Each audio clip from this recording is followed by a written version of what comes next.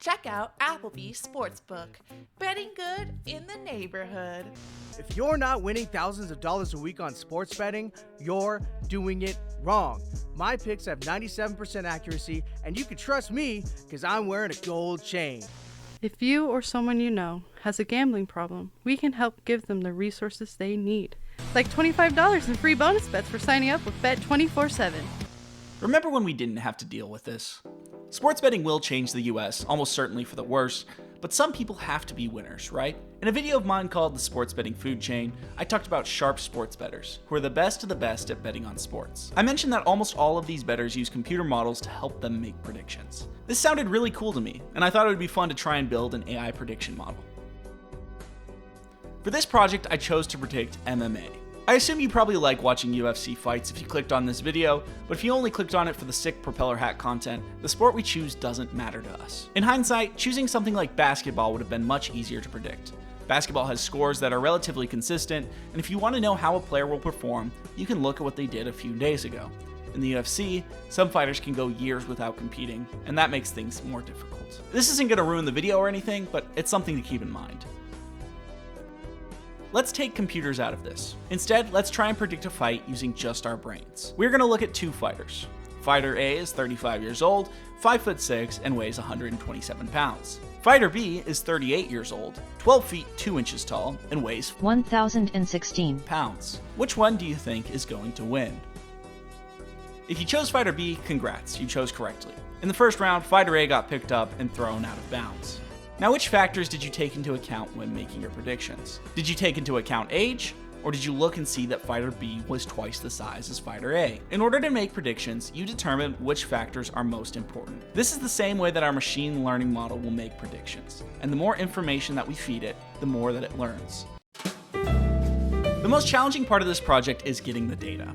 In order to do this, I wrote a code that visits the UFC stats website and copies the data from the page into a table that I can use.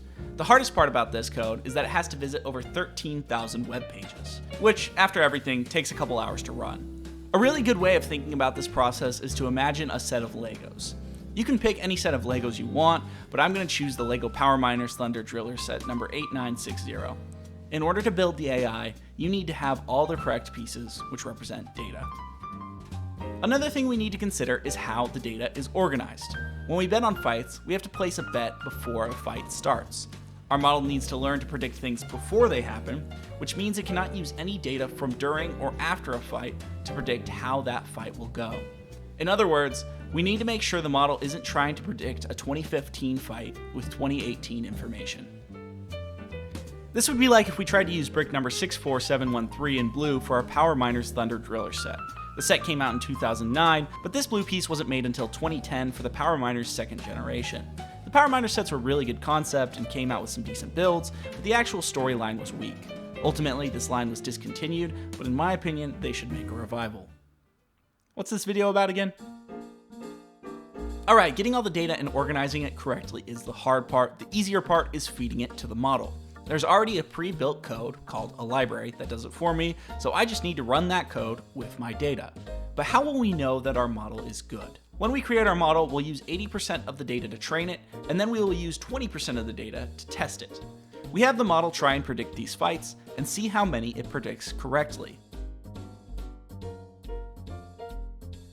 The number of correct picks compared to the total number of fights in this group is called our accuracy score.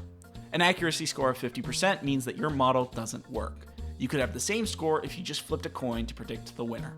As a rule of thumb, we want to see an accuracy score between 70 and 90%. Now that we have everything, let's see how our model does. After all the hard work, days poured into gathering and organizing this data, our model's accuracy score is